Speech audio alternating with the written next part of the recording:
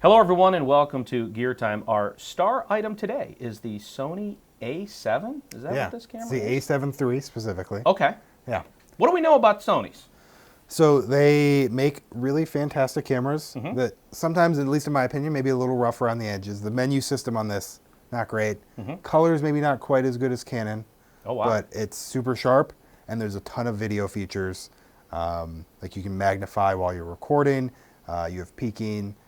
Zebras and stuff that are really missing from a lot of Canon's offerings in the same class. Are we going to be lambasted in the comments section for the opinion that Sony's colors not as good as Canon? And we'll have to disclaim that that's an opinion, or is that a fact? I mean, I think enough people think that it's borderline fact, but it's definitely an opinion. Okay, all right. There's some cases where the Sony specs are better, but the Canon looks better for some reason. Yeah. So what I found with the Sony A7 is that when you're downloading your Wipeouts, if you add in some magenta to it, it really makes your skin tones look a lot better at the expense that sometimes your shadows can get a little red looking. So then you'd need to just, when you're color correcting, put a little bit more green into your shadows. So if this seems like it's a little bit more work to color correct, it is, at least in my opinion. Sure. But at least compared to like the 5D Mark IV, I think the picture quality just blows that out of the water. Well, on this program, we have discussed Canons, you know, not into the ground, but we've discussed Canon quite a bit because we have a lot of Canons and we're a Canon shop, let's say. We've certainly discussed the Red, but I can remember that we were looking at the A7 versus the GH5 at one point, and I think it was the 4K, 60 frames per second kind of look and the kind of frame rate and that capability that is why we went with GH5s. Yeah, so I absolutely love the way this looks at 4K 24 or 4K 30. Looks fantastic, but you cannot shoot 60 frames a second with this unless you drop down to 1080. Okay. And the 1080 looks okay, but not amazing. So on the GH5, the 1080 or the 4K at 60 frames a second looks pristine, and the 1080 60 on this a little muddier, not quite as sharp. So photographers would still choose Nikon or Canon. Does the A7 depends. Like the GH5, the photography work isn't as, explain that. Well, so this is a full frame camera. So the GH5 is a micro four thirds. So this is certainly a better photography camera than the GH5 is. And it really just depends on how you like to shoot. So this is a mirrorless camera. And so it has an EVF here and not an optical viewfinder like a 5D does. So you're looking at a screen, you're not looking at an image coming directly through the lens. And so it just depends on what your workflow is. And a lot of, I would say probably old school photographers definitely are gonna prefer that optical viewfinder. Me personally, I've completely come around. I want an EVF and I wanna see exactly what my image looks like as I'm changing my settings, and that EVF gives you that. So since I bought my A7s 2 years ago, my 5D hasn't left the shelf. Gotcha. Now the Sony lens mount, what do we have here with the lens? We got the Zeiss, we have, what kind of lenses can you put on this? Yeah, so it's an E mount, and to specify that you want full frame, it would be an FE mount, which I think is kind of confusing because Canon's an EF, this is FE. And we got two Zeiss lenses here. This is an 85 1.8 and a 24 or 25 f2. Is Sony in the lens business? They're not in the lens business. No, they are. They are. What are their lenses? Sony lenses? Sony lenses. Yeah. Oh, they don't have like, I thought there was another name for Sony lenses, like they had some other brand. Maybe not. Their cameras are like alpha cameras, but yeah, I don't think there's any like specific. The Leica. What is Leica? Leica's a different brand. That was not affiliated with Sony at all. No, and see, in fact, you're here to educate me because I have all these terms in my head. But so Leica is their own company, just like Zeiss is their own company.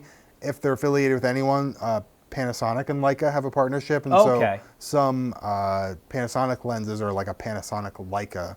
Maybe lens. that's what I'm thinking. And that's actually kind of true on Sony with Zeiss. There's a few like Sony branded lenses that are also like a Sony Zeiss. These are specifically Zeiss. They're not Sony at all. Gotcha. Okay. All right. So why would somebody pick this camera over a GH5 or a 5D Mark III or 4 or something? So if you're shooting video, I don't think there's any reason why you should be considering a 5D Mark III or Mark IV at this point. Okay.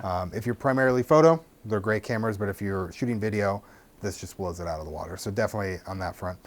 In terms of like versus a GH5, this has two big advantages, and one is autofocus. And the autofocus on the A7s, again, is so much better than what you get on a GH5.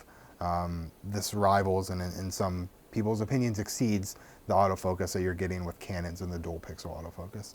And then since this is a full frame camera, you're also getting that full frame look. So you're getting shallower depth of field than you would with the GH5, and you're getting much better low light performance in the GH5. So if those are things that are important to you and the way you shoot, I think the A7 is probably the better option than the GH5. I own both, and I use them both for different things. And how does it fit in with the Sony lineup? In other words, if you have other Sony cameras, if you have an FS7 or the F5 or something like that, how does it fit in as a second camera? How do you, in terms of matching it up, does it match? Yeah, so I don't have a ton of experience with the higher end Sonys, the FS7. I would imagine it fits in pretty well, and certainly the lenses, that's the same lens mount between the FS7 and the A7. I do have a lower end A6400, which is a crop sensor version of this, and they cut together very nicely. The F5, a little bit of a different beast, different lens mount, so you cannot share lenses between these two cameras. Sure. And any number of videographers, documentary producers, or wedding videographers event, this is great for a variety of applications. If somebody were shooting weddings or events, where do you use this? How does that go into the, put it up in the back or carry it around with you? What's the best use of it? Yeah, so this is a camera that you'd want to carry around with you. It's not something that you'd want to put in like a balcony because it is limited to 30 minutes of record time. And after that 30 minutes, you have to restart it. So in terms of a camera that you're using, it works great for that. Sony does make, some of their new cameras are starting to record forever. The A7R4 does, the A6400 does, the A6600. This camera specifically doesn't, but if you're looking for a camera that can go into like a balcony or that you can leave record for an hour and a half. There are options in Sony's lineup that do that, and it's pretty much anything released in the last like 12 to 15 months will do that. Will there be a 4K option? This records 4K. Oh, okay. What was the model that didn't do 4K that we were looking at a couple years ago? This won't do 4K at 60 frames. Right. It'll do 4K at regular speed. That's right. And right now, Sony doesn't make a DSLR or mirrorless camera that shoots 4K 60, although there are rumors that either the A7 IV or the A7S III, which has been long overdue to come out, should add that functionality. So hopefully we'll see that later this year. I am not going to bring out a giant Sony camera. Well, we have one right here, but I'm not going to pull out the camera from 1995. But I'm realizing how little I know about Sony's current product lineup.